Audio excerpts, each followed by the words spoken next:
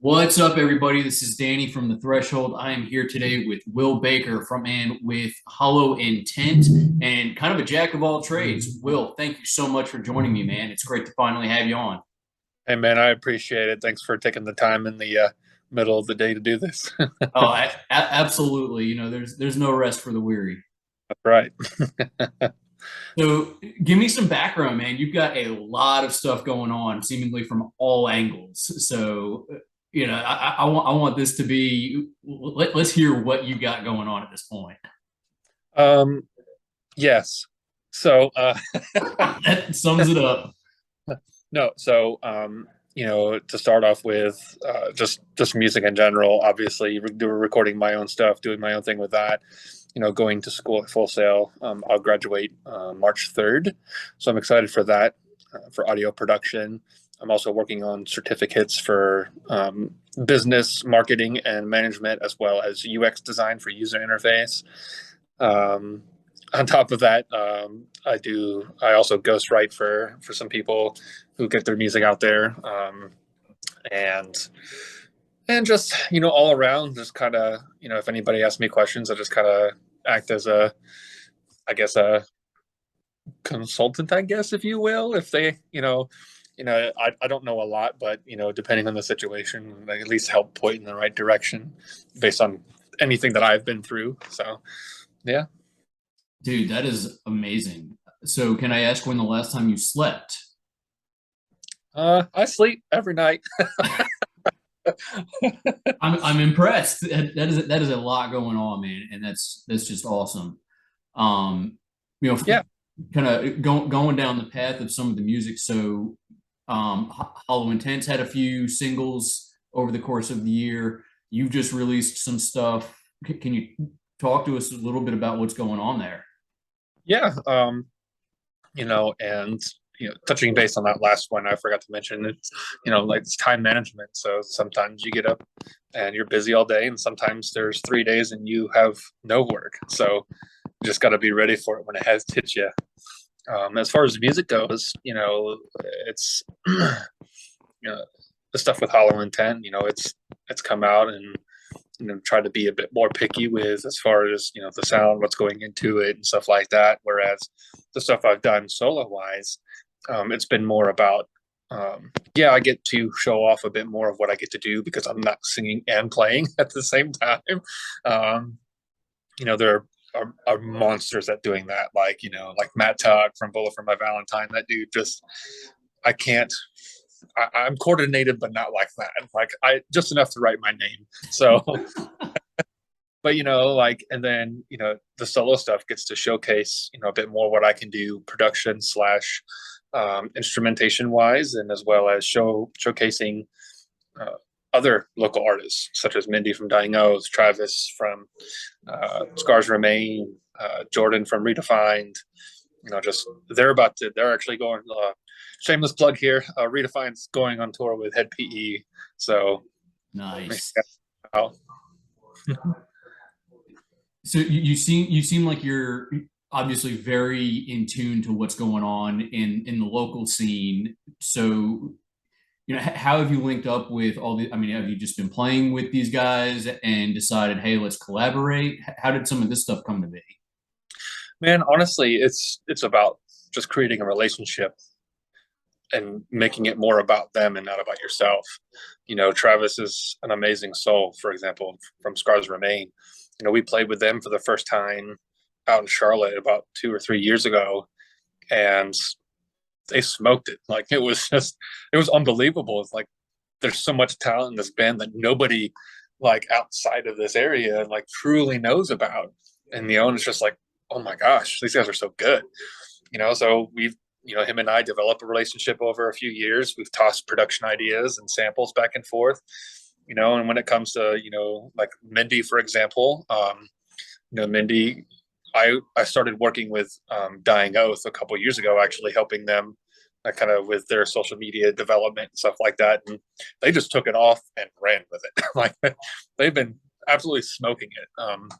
But just we help each other. It's not about me trying to put them into a spotlight or vice versa. It's about all of us helping each other to get to where we want to be. Dude, that's beautiful. You don't see enough of that. So kudos for stepping up and kind of helping set that type of foundation for the scene. I think that's awesome and that's huge. Yeah.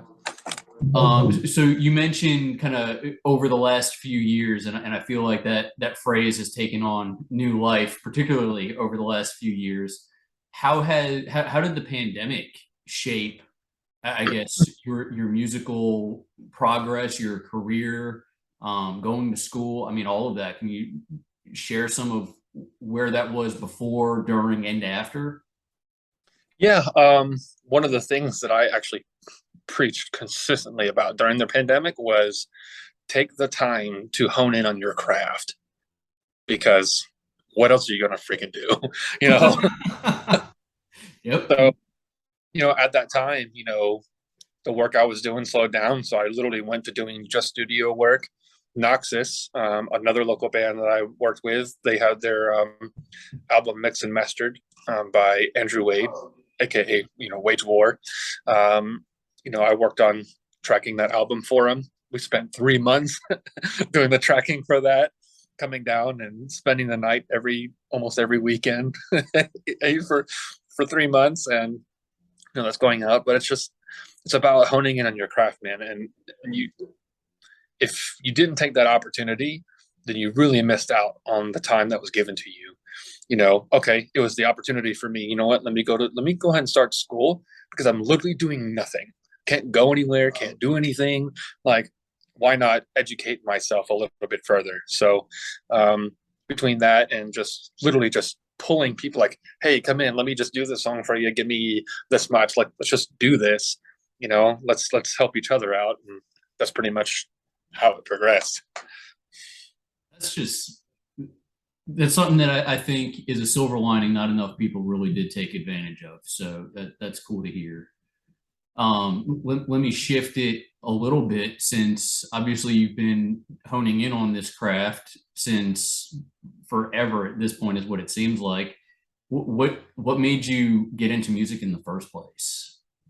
Honestly, there was I used to be like, I guess the essential term is bullied in high school, and one of the kids that did it, was this musician, and he, now that I look back on it, I'm like, okay, he probably didn't know how to express himself, but he's still a douchebag. So,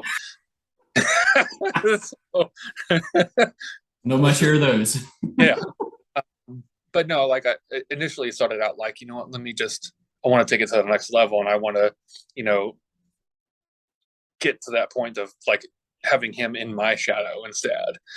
And then I eventually realized like that's kind of the garbage way to do it.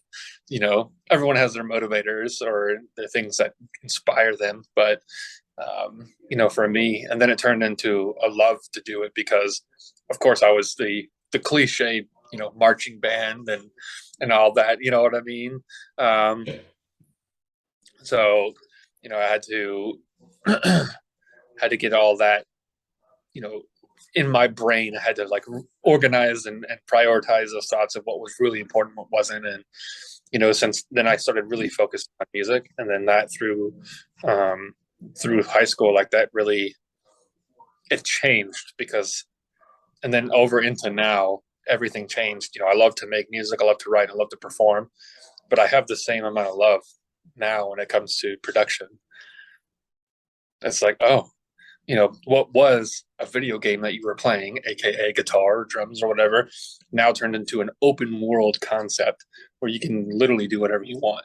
So it's That's an amazing analogy right there. Never heard it put it that way, but that is just that it hits it. That's awesome.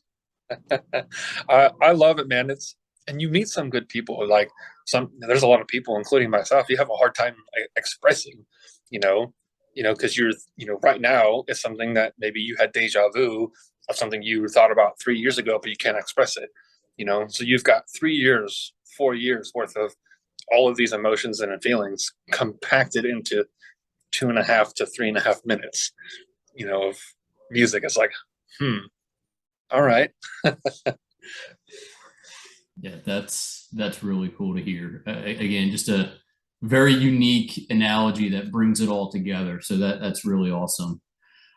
So you went from marching band, so to speak, and you've been able to grace the stage of Blue Ridge with your band Hollow Intent, and you've got that around the corner. I mean, what goes through your mind when you look back on that path to get to where you are and what you've been able to do and kind of what's on the horizon?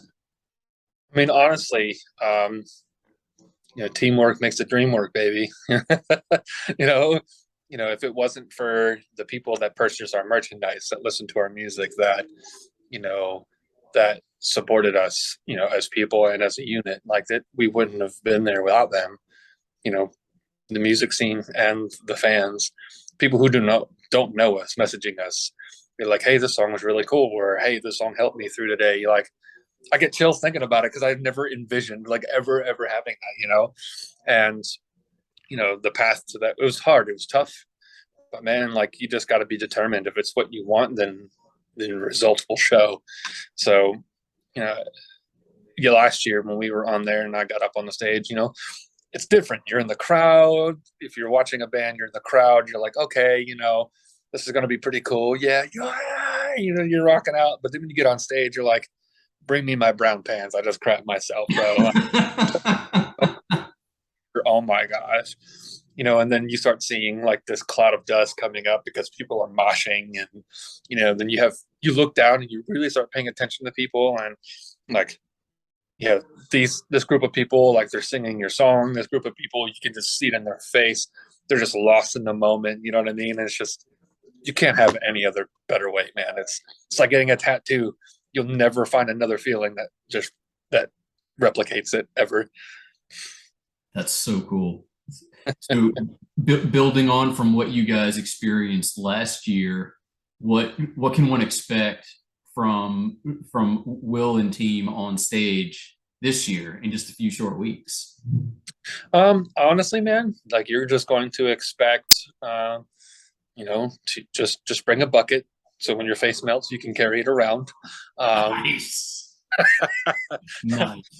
Nah, man, it's we're gonna have that intensity. We're gonna have that anger, that fierceness, the I don't even know any of the words I can put in there, but you're gonna have all of that. We might be, the way that when people ask me what our band sounds like, I typically say, we sound like a ginger Italian and two suburban dads playing dad rock. But but honestly, like I don't really care. Like we're out there having fun, and people, it's like smiling through the phone, man. People will see if you enjoy it. People will see if you like what you're doing and you thoroughly enjoy the music you're making, and so on and so forth. So you can just just be prepared to get melted. So I'm ready. I'm ready. So, uh, regarding the festival as a whole, will you be privy to being on site for the festival, or do you guys have more shows? What's that looking like for you? yeah, as far as through the rest of the year, Blue Ridge has kind of been like the end of it there. We've been pretty quiet about some things, so just stay tuned for anything else that pops up. Um, there's all kinds of stuff that's coming out, so some changes and things that will be happening, and I think everyone will be pretty excited about the outcome of what there is to be. Very cool. Now, will you get an opportunity to hang out for the duration of Blue Ridge and jam to some additional bands, or are you guys in and out kind of experience? Yeah, I know that all of us will be, in and out here and there, throughout the festival. So, you can expect to see me there at least Thursday and Friday. Probably pop my head in, on Saturday or Sunday to see some friends, that I have met over the years. So, see my head in and there, in and out. Because staying with my dad, so we're going to be kind of spending my time with them and splitting that with the festival and seeing people. So, but yeah, you'll definitely see me there. That's really neat. Always nice to hear when people actually find time to spend time with the family, both the music family and your actual family. So that's cool to hear. What bands have you been listening to? Either trying to get yourself in festival mode, or what are you typically listening to these days? Well, as you know, I Prevail just dropped their new album, True Power. It is a can I curse on here? You'll be all right. I'll absolutely allow it. Okay. That album is the perfectly effing mixed album I've ever heard. Like, it's very, oh my gosh, Tyler Smith, he's the one who produced the album. He did a stellar job. Tyler Smith runs alongside with Joey Sturgis. They run a cool group called Band Academy. And if you're not a part of that, you are missing out on so much priceless free advice and guidance. So it's like $300 a year or something like that. Like, go do it. You know, oh, like we have these meetings where we would go in and, he's like on the live stream, he's like, everyone's sending him the songs and he's playing it live and everyone's supporting each other and giving guidance and like, it's the way it's supposed to be. Anyways, back on topic. But yeah, they just dropped that. Of course, Seven Dust, one of my all-time favorites. That's there. Last year we got to play with Breaking Benjamin, which is my all-time favorite band. If you couldn't tell in my music, Definitely hear some vibes from them. That's for sure. Which not a bad thing by any count. No, them and just, I mean, there's so many to count that's on there. Like I'm so overwhelmed. Hailstorm. I remember watching the show when their first album came out, and I was jamming to it in the crowd at Carolina Rebellion when it was 2 days before it went to 3 days. Yes. Motor Speedway. And, here they are, we're playing the same festival as them. Like, what? you know? So there's just so many bands that are on there that it's humbling, to be honest. That's just really cool. So let's step away from the music vibe for a second. In the event that you actually have time that is not tied to music, what do you do during the off time? Are you a gamer? Are you a connoisseur of adult beverages? Is there's got to be more to Will than just the music world, right? So what would be behind that curtain? First and foremost, obviously my family comes first. I'm really close. I have five brothers, and we're all like super close. Um, and my mom's been to just about every show that I've had, which has been fantastic. And just as equally important, my other half, Kaylin, she's been extremely supportive in everything that I've done musically and my behind the doors moves to progress my career forward. My daughter and her son, just spending time with them. Second most important is finding the best dad jokes ever. Um, Everybody will just tell you, will be like, what in the world is going on with this guy? Like, so if you actually visit any of my profiles, you'll see, musician, producer, dad joke aficionado, and that's a fact. So, but yeah, honestly, just hanging out. If I'm not doing anything related to school or music, it's just chilling with the family. Sometimes I'll play, video games with my brothers. We all live in different parts of the state, so we'll hang out and play some Warzone or something like that, or Madden, and we'll just chill, man. Just take our minds off of it for a couple hours and do it. But just family and family, really. That's yeah, that's really awesome to hear. Really awesome to hear. You mentioned your mom being such a huge supporter with the heavier influences of music. What was that like growing up and starting to hit the stage? Is mom supportive of the genre, or is mom supportive of son? Yes. It Fair. doesn't have much of anything like I've Okay. introduced, and even Kaylin as well. Kaylin's a bit more of the rock metal vibe. She's a big Disturbed fan, so she's excited they're going to be there too. Yep. So with my mother, like we grew up listening to the country. I know, don't hit me. I was 2 and I couldn't defend myself, but But you turned out all right. at least that's what I like to say. That's right. Um, That's right. but no, we I got into it in high school listening, as crazy as that sounds, to Stained and Nickelback, and when Nickelback was pushing out some heavy bangers, and just and it sounds crazy, but that's the truth. Stained came out with Break the Cycle, and that was it from there, and I just started to, but yeah, but That's yeah, yeah.